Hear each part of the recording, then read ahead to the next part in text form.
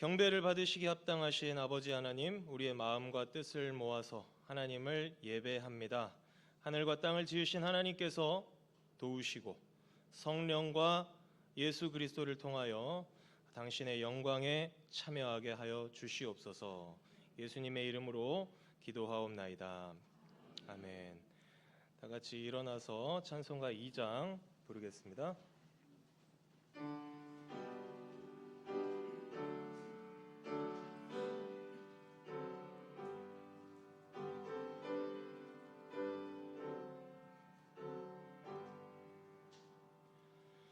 찬양 성부 성자 성령 성삼위일체께 영원 무궁하게까지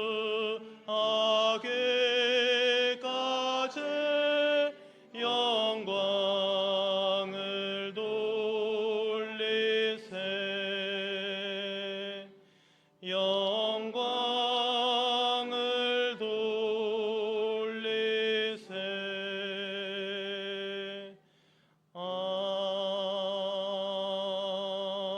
아멘. 교독문 34번 시편 81편의 말씀 함께 교독하겠습니다. 우리의 능력이 되시는 하나님을 향하여 기쁘게 노래하며 야곱의 하나님을 향하여 즐거이 소리칠지어다.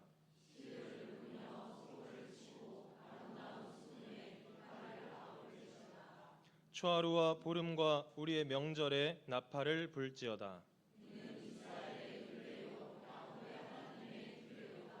하나님이 애굽 땅을 치러 나아가시던 때에 요셉의 족속 중에 이를 증거로 세우셨도다. 이르시되 내가 그의 어깨에서 짐을 벗기고 내가 고난 중에 부르짖음에 내가 너를 건졌고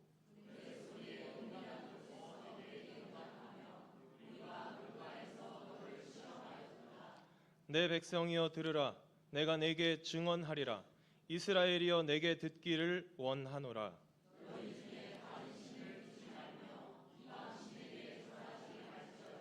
나는 너를 애굽 땅에서 인도하여 낸 여호와 네 하나님이니 네 입을 크게 열라. 내가 채우리라 하였으나 내 백성이 내 소리를 듣지 아니하며 이스라엘이 나를 원하지 아니하였도다. 아멘. 사도신경으로 신앙 고백 드리겠습니다.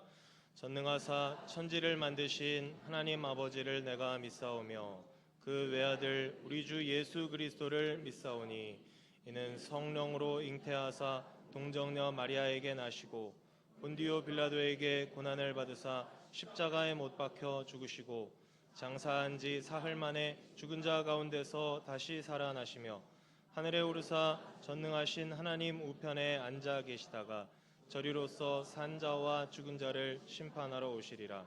성령을 믿사오며 거룩한 공회와 성도가 서로 교통하는 것과 죄를 사하여 주시는 것과 몸이 다시 사는 것과 영원히 사는 것을 믿사옵나이다. 아멘. 자리에 앉으셔서 찬송가 251장 함께 부르겠습니다.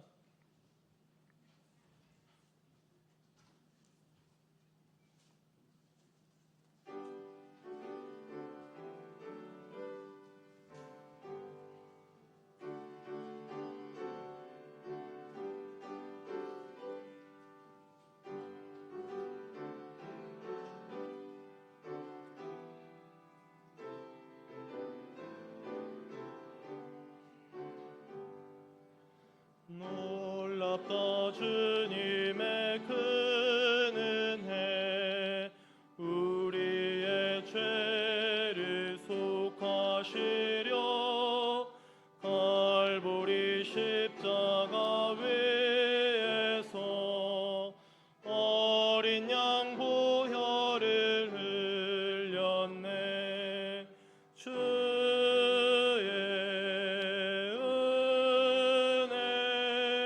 우리의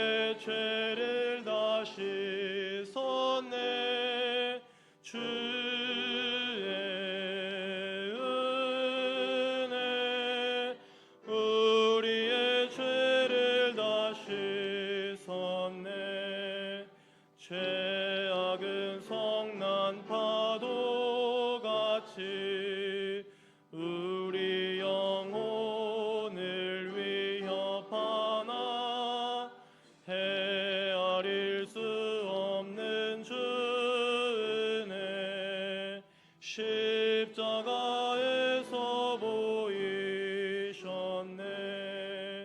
주의 은혜 우리의 죄를 다 씻었네. 주의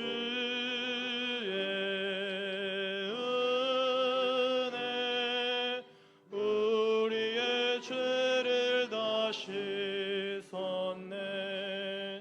죄악에 물든 영혼들을 주께서 피로 씻으시네. 지금도 흐르는 그 피에 눈보다 더 희게 씻으라. 주의 은혜 우리의 죄를 다 씻었네. 주의 은혜 우리의 죄를 다 씻었네. 피할 수 없는 그 은혜를 믿는 자에게 거저 주네. 형제여 주 앞에 나와서 더 지체 말고 곧 받으라. 주의 은혜 우리의 죄를 다 씻었네. 주의 은혜 우리의 죄를 다 씻었네.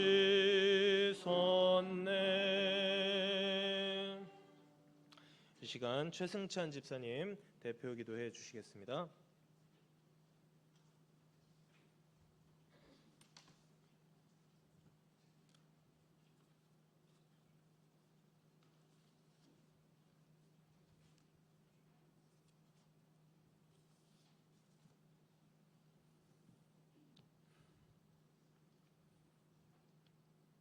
사랑과 은혜가 풍성하신 하나님 아버지, 한 주간도 저희를 지켜주시고 주님의 성전으로 이끄사 예배드릴 수 있도록 은혜를 허락하심을 감사드립니다.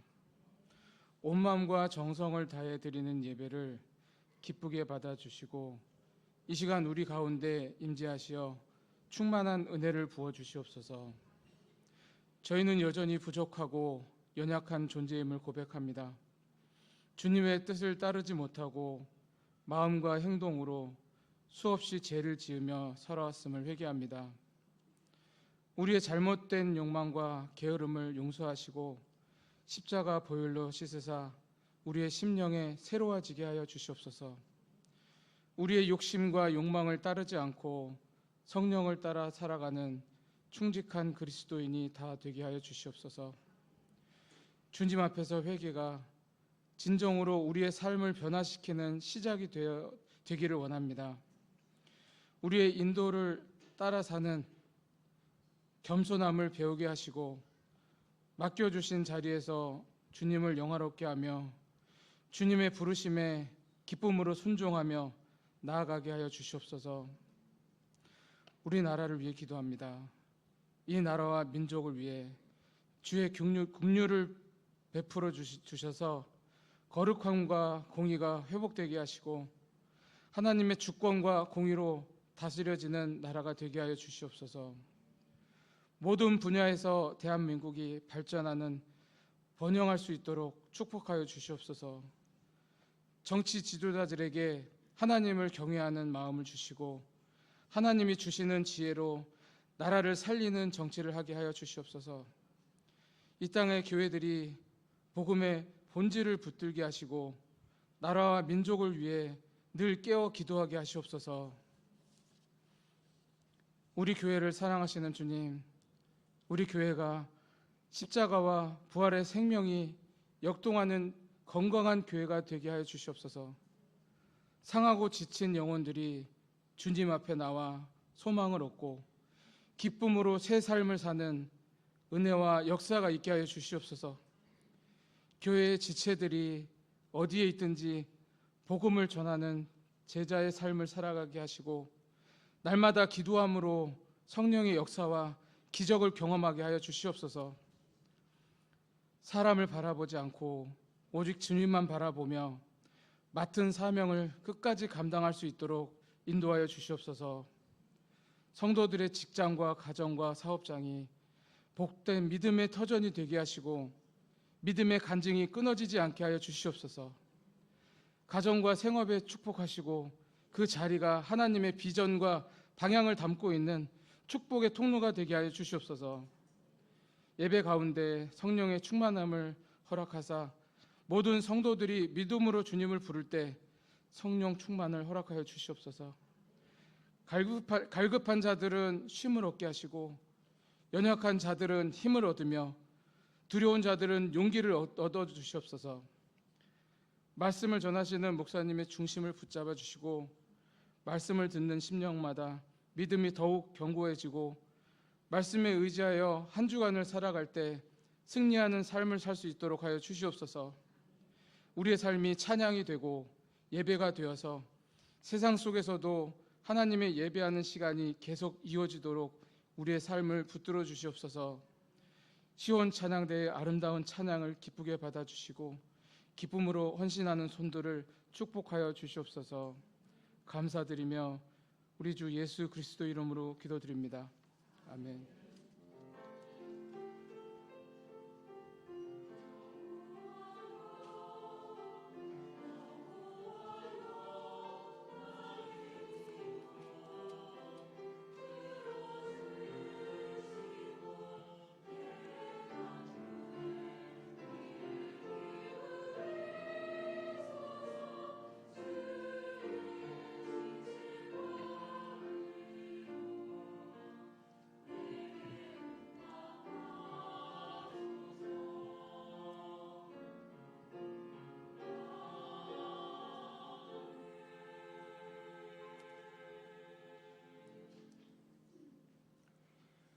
오늘 우리에게 주신 하나님의 말씀 열왕기하 23장 28절에서 30절까지입니다. 열왕기하 23장 28절에서 30절까지 제가 봉독합니다. 요시야의 남은 사적과 행한 모든 일은 유다 왕 역대 지략에 기록되지 아니하였느냐? 요시야 당시에 애굽의 왕 바로 느고가 아수르 왕을 치고자 하여 유브라데 강으로 올라가므로 요시야 왕이 맞서 나갔더니 애굽 왕이 요시야를 무깃도에서 만났을 때에 죽인지라. 신복들이 그의 시체를 병거에 싣고 무깃도에서 예루살렘으로 돌아와 그의 무덤에 장사하니 백성들이 요시야의 아들 여호아하스를 데려다가 그에게 기름을 붓고 그의 아버지를 대신하여 왕으로 삼았더라. 아멘. 시온 찬양대에 찬양이 있겠습니다.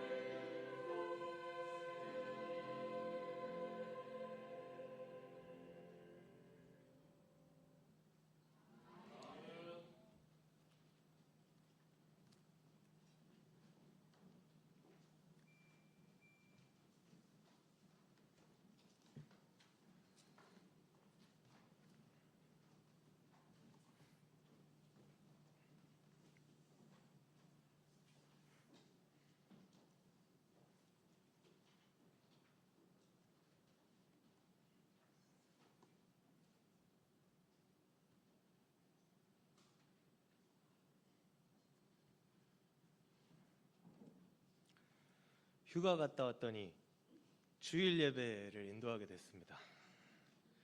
설교는 늘 하는 거니까 오히려 부담이 없어요. 준비해서 하면 되는. 근데 예배 인도는 또 다른 영역이거든요.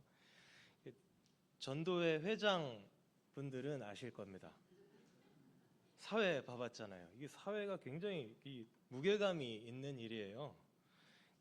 정말 무겁습니다 지금. 네. 가운 입고 선 것도 어색하고요. 제 가운도 아니고 이거 목사님 가운인데. 저는 검정색밖에 없어가지고 여름용 흰색을 이제 빌려 주셨습니다. 그래서 부담이 좀 있기 때문에 설교 내용은 굉장히 평이한 내용으로 잡았습니다. 옛날 이야기 듣듯이 들으시면 되겠습니다. 이스라엘의 역사 이야기. 역사는요, 알고 보면 굉장히 재밌습니다. 우리가 학교 다닐 때 몇 년도에 뭐 이렇게 암기 위주로 외워가지고 그래서 막 어렵고 지루하게 느끼는 거지. 아, 이런 일이 있어가지고 이렇게 진행이 됐구나. 이래서 이런 일이 발생했구나. 이렇게 깨닫게 되면은 이 역사가 굉장히 재밌는 거거든요. 다시 말씀드리거니와 역사는 재밌습니다. 성경 역사도 그래요. 성경에서 정말 재밌는 부분 중에 하나가 이 열왕기입니다. 여러분의 이해를 돕기 위해서 이스라엘의 왕정 역사 잠깐만 개관을 해볼까요? 최초의 왕 사울 왕이 있었죠. 그 다음에 다윗 왕, 그리고 그 아들 솔로몬, 여기까지 통일 왕국 시대라고 합니다. 그리고 솔로몬이 죽고 나서 나라가 이제 분열이 됩니다. 이렇게 분열이 되죠. 북이스라엘과 남유다로 갈라집니다. 북쪽은요, 북쪽은 막장이에요. 이런 막장이 없어요.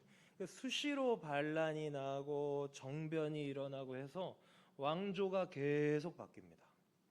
뭐 길어야 한 4대 가고, 뭐 진짜 오래 가면 5대까지 유지되다가 전복이 되는 거예요, 나라가. 2대 만에 망한 왕조도 있어요. 이거 왕조라고 해야 됩니까? 아버지 아들 만에 망해버렸으니. 네. 그리고 일주일 왕하다가 이제 목이 달아난 그런 사람도 있고요. 그러다가 주전 722년에 아수르 제국에 의해서 망했습니다. 반면에 이 남쪽은 바벨론에 의해서 망할 때까지 한 400년 이상을 쭉 갑니다. 정권 교체 없이 다윗의 왕조가 가요. 우리가 오늘 읽은 본문은 요시야 왕이 39살의 그 젊은 나이에 애굽 군대랑 싸우다가 이제 죽은 내용이죠. 요시야가 죽었잖아요. 요시야가 죽었는데 이 남유다의 그 한 400년 동안에 여러 왕들이 있었는데 다윗의 다 그 후손들이죠. 다윗의 길로 행하였다라면서 이제 칭찬받은 사람이 딱 2명 있습니다. 히스기야, 요시야. 여기 딱 2명만 다윗의 길로 행했대요. 다윗이 어떤 왕입니까? 하나님의 마음에 합한 자. 요시야는 그 정도로 행했던 거예요. 하나님 마음에 합하게. 어떻게 행했느냐?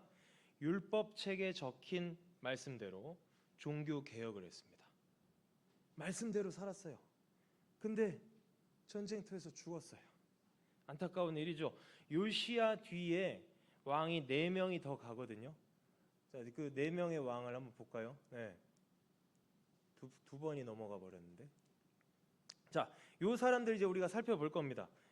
자, 이름 한번 볼까요? 여호아스, 여호야김, 여호야긴, 헷갈리시면 안 됩니다. 자, 시드기야, 이렇게 4명인데 요시야가 이제 죽었잖아요. 요시야가 죽고 백성들이 23살짜리 둘째 왕자인 여호아스를 왕으로 옹립을 합니다. 자, 옛날 얘기 들으시면 된다 그랬죠? 자, 첫째가 원래 있었거든요. 근데 둘째를 옹립했습니다. 왜 그랬을까요? 아마 요 둘째를 지지한 게 반애굽파였을 겁니다. 지금 선왕인 요시야가 누구랑 싸우다 죽었죠? 애굽이랑 싸우다 죽었잖아요. 그러니까 나라 전체가 어때요? 애굽 저것들이 우리 왕을 죽여 하면서 이제 반애굽 정서가 들끓었을 거 아닙니까?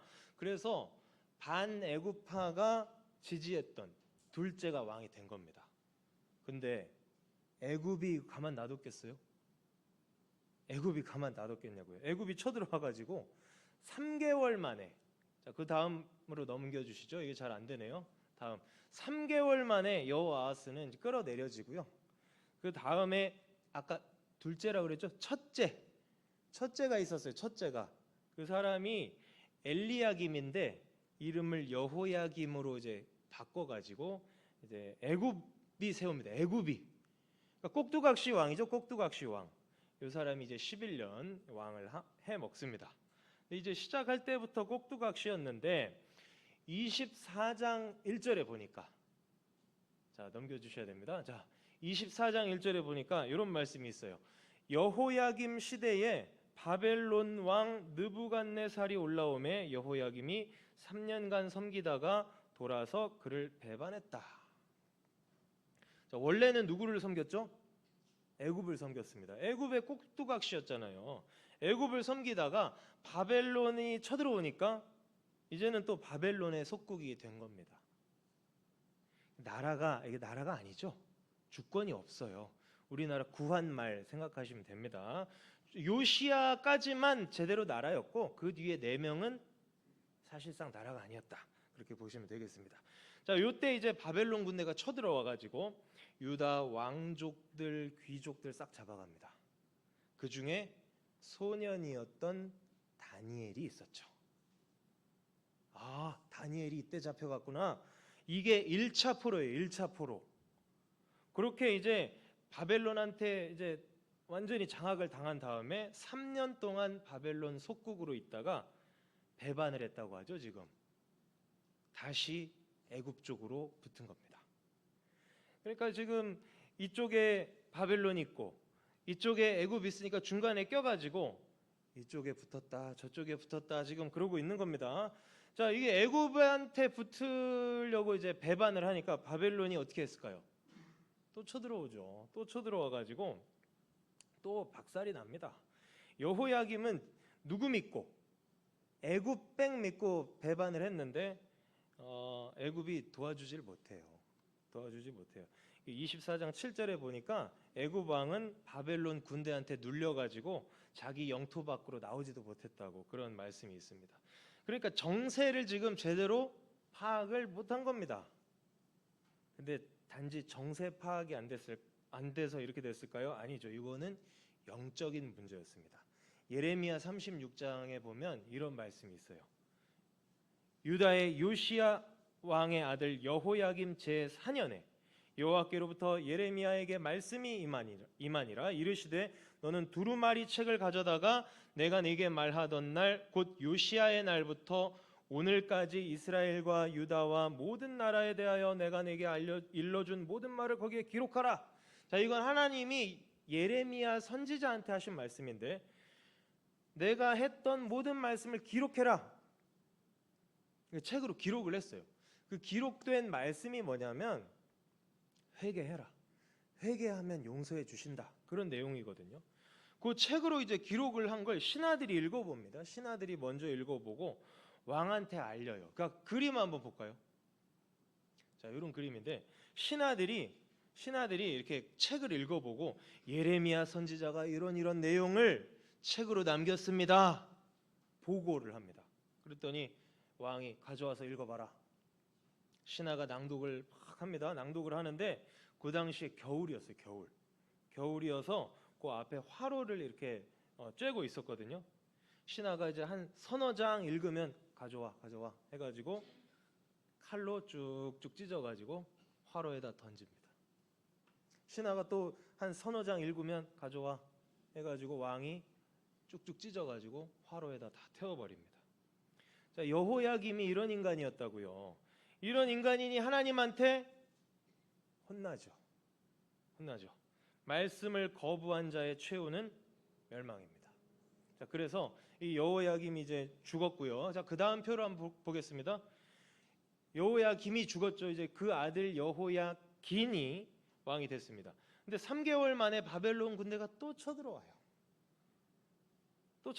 바벨론한테 지금 덤빌 수가 없잖아요. 항복합니다. 항복을 했는데 이 느부갓네살 왕이 싹 다 또 잡아갑니다. 왕도 잡아가, 왕의 어머니도 잡아가, 내시들도 잡아가, 나라의 권세자들, 지도층들 다 잡아가고요. 뭐 용사들, 지금으로 치면 뭐 군 장성들 이런 사람들 잡아가고, 기술자들 싹 다 잡아갑니다. 그리고 이때 잡혀간 사람이 에스겔입니다. 에스겔. 아까 1차 포로 때는 누가 잡혀갔다고요? 다니엘이 같이 잡혀갔고 2차 포로 때는 에스겔이 잡혀가는 겁니다. 자, 그리고 이게 이제 여호야긴은 3개월 만에 끌어내려지고 그다음에 이제 바벨론 왕이 자기 입맛에 맞는 사람 세워놨겠죠. 그게 시드기야입니다. 시드기야. 아까는 누구의 꼭두각시? 애굽의 꼭두각시. 지금은 바벨론의 꼭두각시가 세워졌습니다. 자, 이 패턴을 보세요. 3개월 만에 끌어내려집니다. 그리고 꼭두각시로 세워집니다. 또 똑같죠? 3개월 만에 끌어내려지고 꼭두각시로 세워집니다. 지금 완전히 하나님의 나라가 하나님 나라가 아니고 누구한테 휘둘리고 있습니까?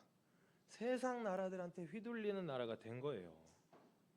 자, 그래서 이 시드기야도 문제가 굉장히 많은 인간인데 이 시드기야도요 하나님 말씀을 철저하게 무시한 사람입니다. 예레미야 선지자가 계속 사역을 하고 있잖아요. 지금 우리가 죄를 너무 많이 지어서 하나님의 심판이 임했습니다. 저 바벨론이 심판의 도구입니다. 그러니까 바벨론한테 저항하면 안 되고 순순히 항복하면 우리 목숨은 부지할 겁니다. 예레미야가 전한 말씀이 이런 메시지예요. 끊임없이 전했는데 그 시드기야는 어떻게 생각했겠습니까? 재수없게 나라 망한다는 얘기를 하고 있어? 하면서 옥에 가둬버립니다. 거짓 선지자들, 자기 입맛에 맞는 얘기만 해주는 선지자들을 가까이 하죠. 그러다가 이 시드기야도 이제 망할 때가 됐죠. 마지막 왕이지 않습니까? 시드기야가 11년 하는데 시드기야 9년에 바벨론이 또 쳐들어옵니다. 이제 끝나가는 겁니다. 이제 완전히 끝나가는 겁니다. 예루살렘 성을 탁 포위를 했어요.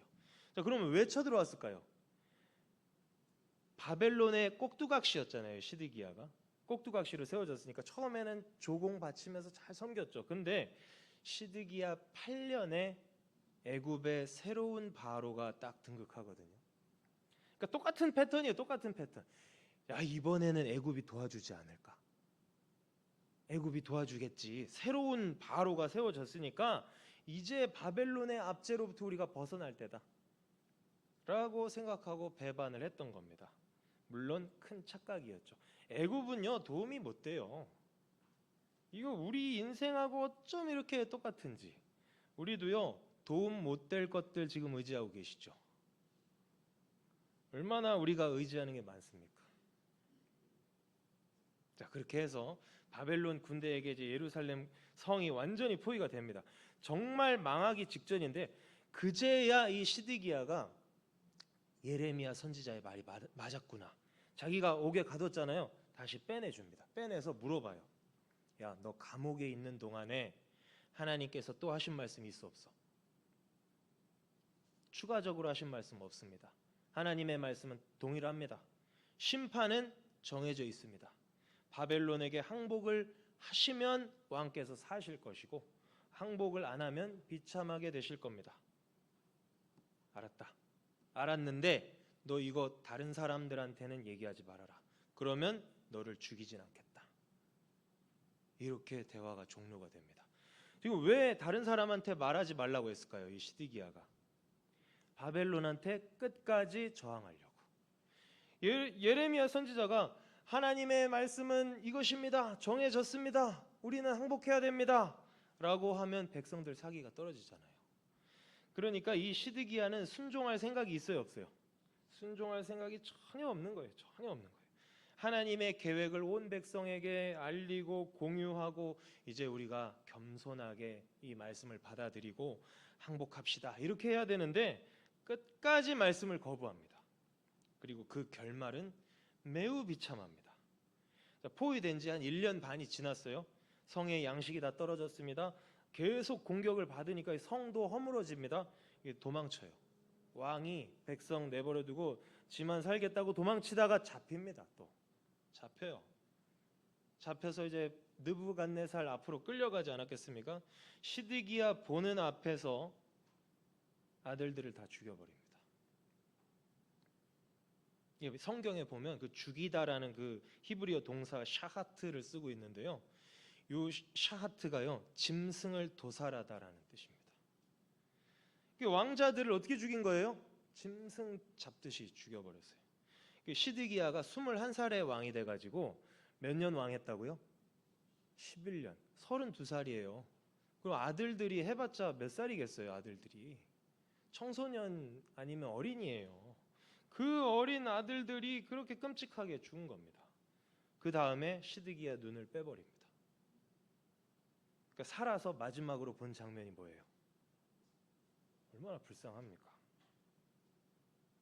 왕만 끌고 갔겠어요? 시드기야 왕만 끌고 갔겠습니까? 줄줄이 엮어서 다 끌고 갔겠죠. 요게 이제 3차 포로입니다.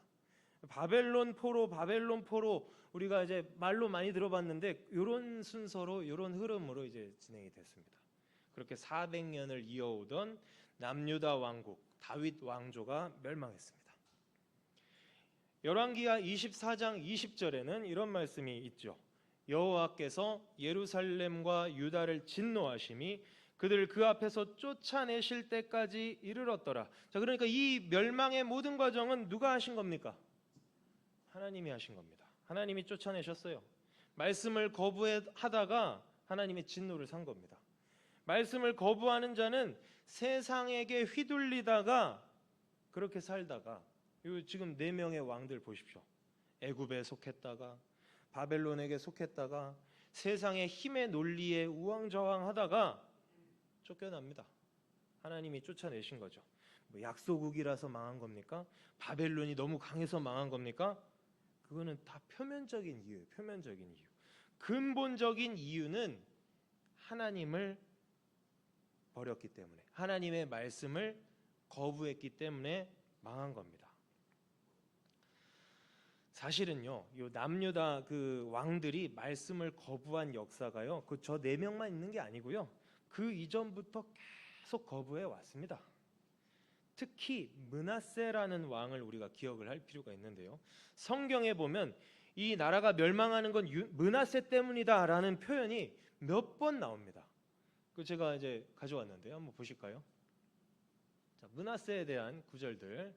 자, 열왕기하 24장 3절에 이 일이 유다에 임한 것은 여호와의 말씀대로 그들을 자기 앞에서 물리치고자 하심이니 이는 누구 죄 때문이다?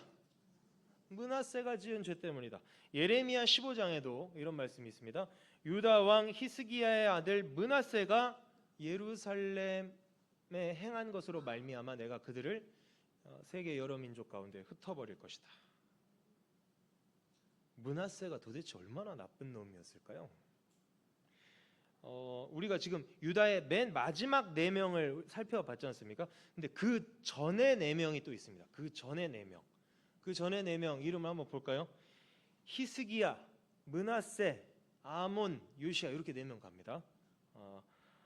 이렇게 가는데 아몬은요 2년 만에 암살당해요. 그러니까 아몬은 좀 비중이 없고요. 그러면 3명 남았죠. 히스기야, 므낫세, 요시야 이렇게 간다고 보시면 되겠는데 아까 히스기야랑 요시야는 이스라엘 역사상 손꼽는 명군이라고 그랬죠. 하나님한테 칭찬받았습니다. 다윗의 길로 행했다라고 칭찬받은 아주 훌륭한 왕들이었는데 그 사이에 누가 딱 끼어 있습니까? 므낫세가 끼어 있는 거예요. 므낫세가. 위아래 왕들이 아무리 잘했어도 저 므낫세라는 인간 때문에 하나님이 도저히 참으실 수 없을 정도로 결정적인 죄를 범했습니다.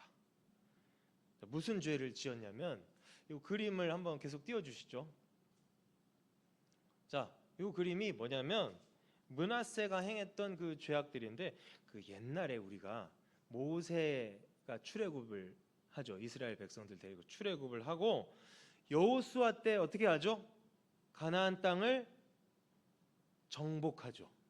가나안 땅 정복하잖아요. 거기에 살고 있던 가나안 7 족속들을 진멸하고 쫓아내지 않습니까? 가나안 족속들이 400년 넘게 멀쩡히 잘 살고 있었는데 갑자기 애굽에서 튀어나온 이스라엘이라는 민족이 쳐들어와서 막 일방적으로 막 다 죽이고 몰아낸 겁니까? 아닙니다. 그렇게 보시면 안 됩니다. 가나안 족속들이 멀쩡하게 살지 않았어요. 저렇게 살았어요. 가나안 족속들이 저렇게 살았다고요. 극심한 우상 숭배. 차원이 달라요. 우상 숭배가 그냥 뭐 이제 다른 나라들하고 차원이 달라요. 저 족속들은 동성애. 여러분 그 창세기 같은 데 보면 동성애 하는 거 나오죠. 아브라함의 조카 롯이 어디로 가죠? 소돔과 고모라 그 땅으로 들어가잖아요. 그때 동성애 하죠.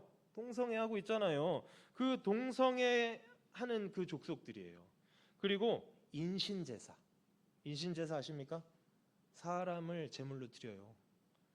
그러니까 아주 엽기적이에요. 정말 엽기적인 풍습으로 상상할 수 없는 죄악들을 저지른 족속이 저 가나안 7 족속들입니다. 그러니까 저 7 족속은 뭐 갑자기 이스라엘이 쳐들어와 가지고 자기 살던 땅을 뺏기고 밀려난 게 아니고 자기들 죄 때문에 죽은 겁니다.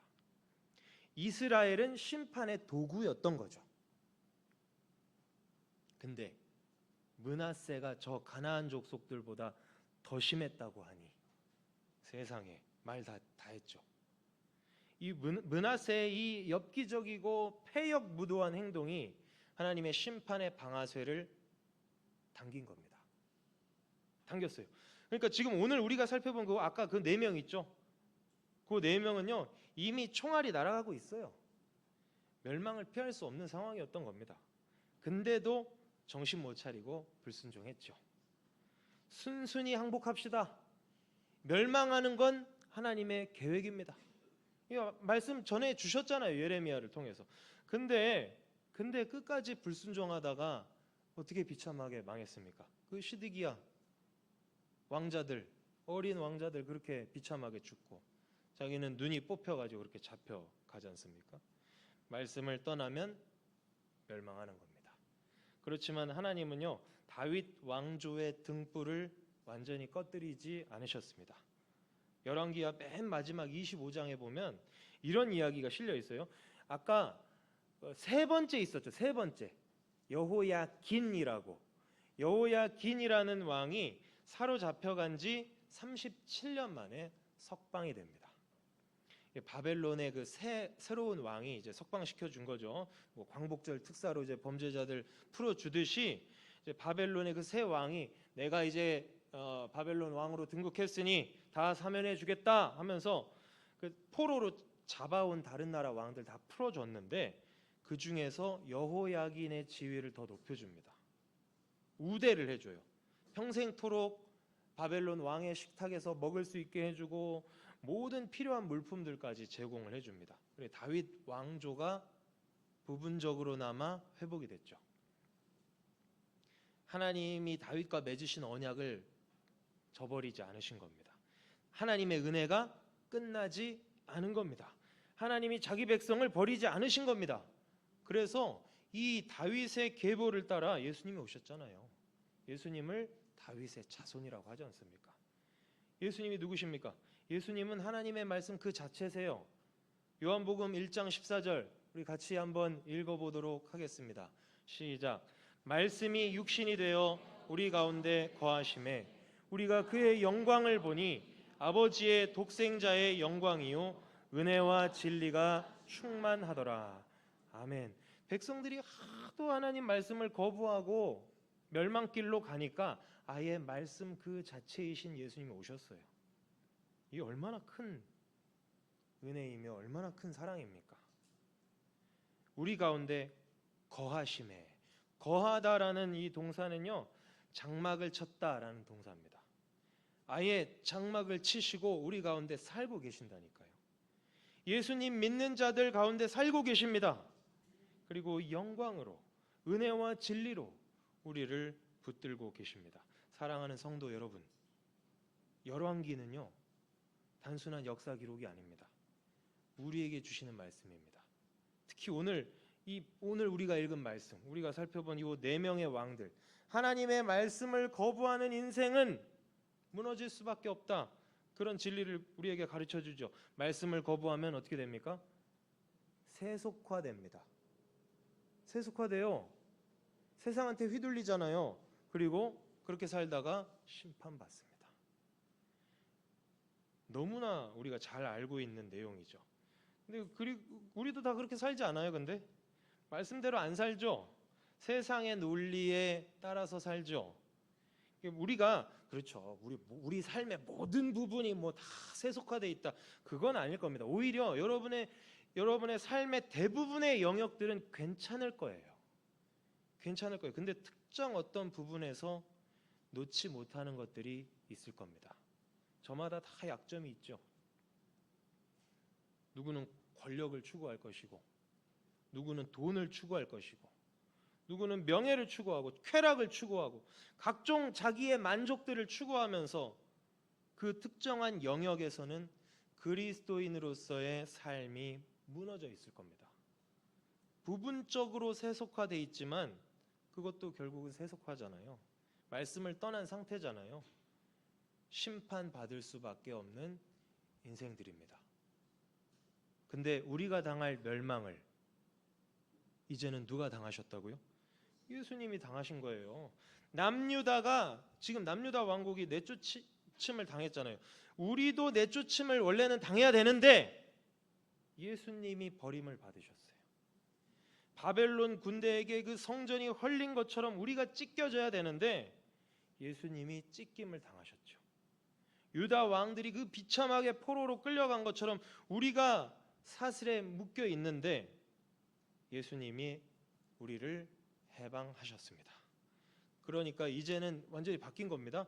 이제는 쫓겨날 백성이 아니에요. 우리는 쫓겨날 백성이 아닙니다. 그래서 고마우신 주님을 닮아가는 거죠. 부흥의 포스터 한번 볼까요? 부흥의 포스터. 네, 확대를 해주셨군요. 감사합니다. 네, 예수님을 닮아가게 하옵소서. 이제는요 패러다임이 바뀌었다고요. 말씀 안 지키면 멸망하는 이 왕들의 스토리와는 우리는 다르다고요. 예수 믿으면 안 망해요. 망하고 싶어도 불가능합니다. 이 사실을 믿으십니까? 그러면 이제 멸망의 스토리는 역전된 거죠. 그러니까 예수님을 구주로 믿고 멸망할 그 걱정 없이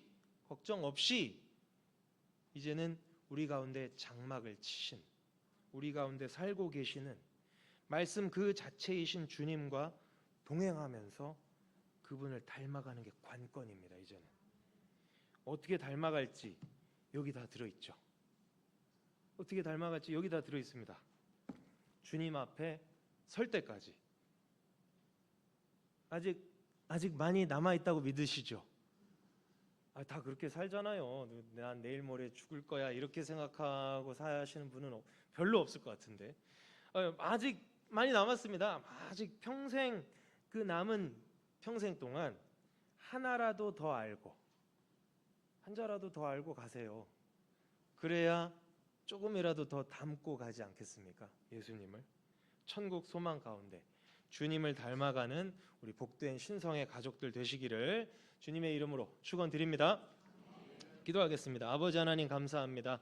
오늘 유다의 이 마지막 멸망의 과정을 통하여서 복음의 진리를 생각해 보았습니다.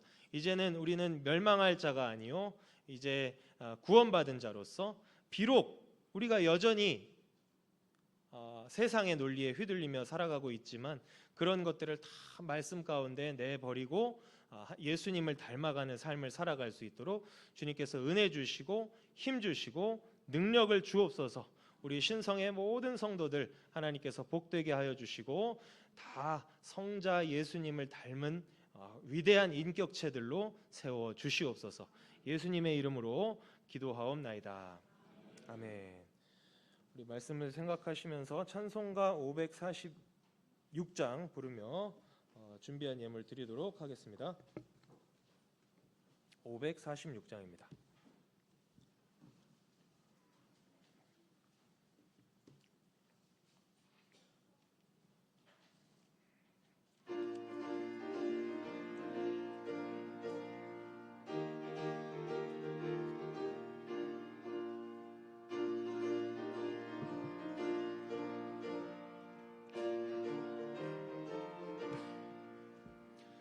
주님 약속하신 말씀 위에서 영원토록 주를 찬송하리라. 소리 높여 주께 영광 돌리며 약속 믿고 굳게 서리라. 굳게 서리 영원하신 말씀 위에 굳게 서리. 굳게 그 말씀 위에 굳게 서리라. 주님 약속하신 말씀 위에서 세상 염려 내게 엄습할 때에 용감하게 힘써 싸워 이기며 약속 믿고 굳게 서리라. 굳게 서리 영원하신 말씀 위에 굳게 서리. 굳게 서리 그 말씀 위에 굳게 서리라. 주님 약속하신 말씀 위에서 영원하신 주의 사랑 힘입고 성령으로 힘써 싸워 이기며 약속 믿고 굳게 서리라. 굳게 서리 영원하신 말씀 위에 굳게 서리. 굳게 서리 그 말씀 위에 굳게 서리라. 주님 약속하신 말씀 위에서 성령 인도하는 대로 행하며 주님 품에 항상 안식 얻으며 약속 믿고 굳게 서리라. 굳게 서리 영원하신 말씀 위에 굳게 서리. 굳게 서리 그 말씀 위에 굳게 서리라.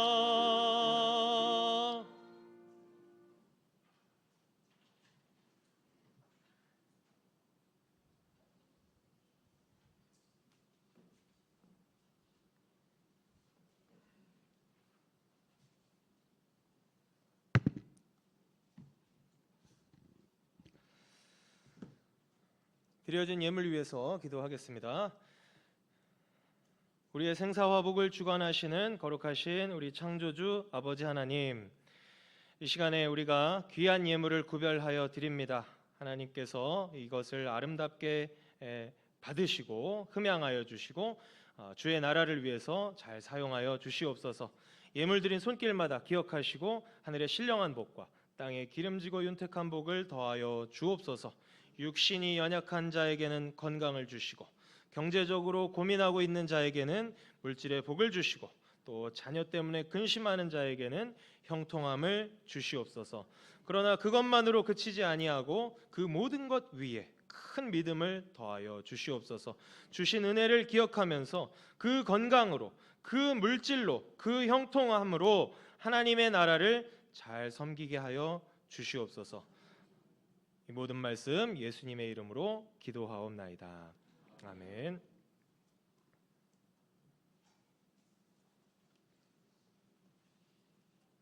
광고 말씀드립니다.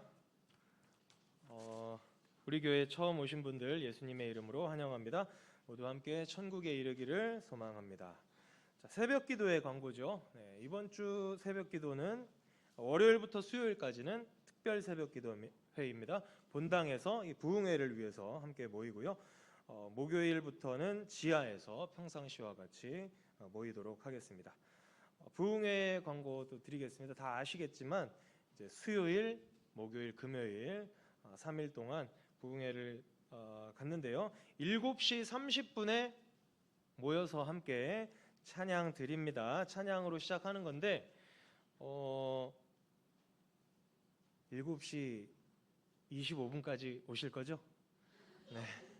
어떤 분들은 8시에 설교 시작하겠지 뭐 하면서 8시 다 돼서 오세요. 그러시면 안 됩니다. 네. 찬양으로 마음을 여는 게 얼마나 중요한데, 그죠? 7시 반부터 우리 찬양이 시작되고요. 우리 청년들이 정말 열심히 준비하고 있습니다. 찬양을 열심히 준비하고 있으니까 우리 함께 찬양으로 은혜 받는 그런 부흥회가 되었으면 좋겠습니다. 자, 몇 시에 오셔야 된다고요? 네, 8시에 오시는 분들 제가 다 이렇게 저 삐질 거예요. 제가 다 보고 있다가 다 체크를 하도록 하겠습니다. 자, 7시 25분까지 오셔서 마음을 정돈하시고 7시 반부터 찬양하시면 되겠습니다. 자, 우리 일어나셔서 주기도송 부르고 축도로 예배 마치도록 하겠습니다.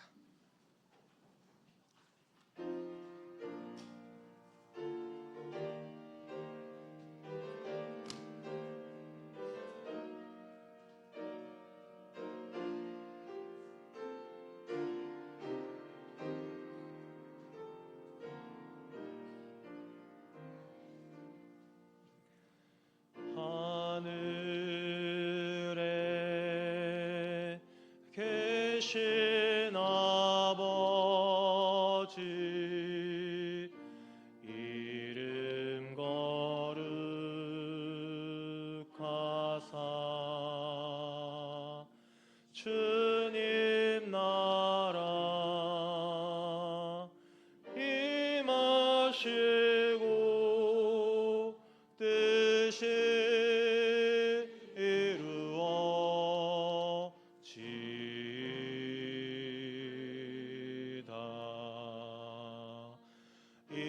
일용할 양식 주시고 우리들의 큰 죄 다 용서하옵시고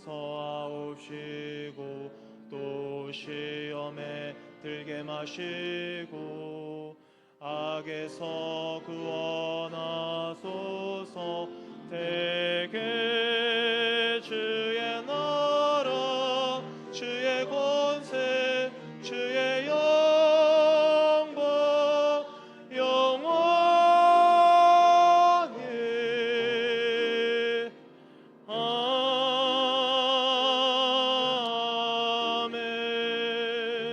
아멘. 지금은 우리 구주 예수 그리스도의 은혜와 아버지 하나님의 크신 사랑과 성령의 감동 교통하심이 내쫓길 자가 아니라 붙들림 바 된 자로서 말씀 속에 주님을 닮아가기로 결단하는 여기 모인 모든 영혼들 위해, 저들의 가정 위에, 생업 위에 이제로부터 영원토록 함께 계실지어다. 아멘.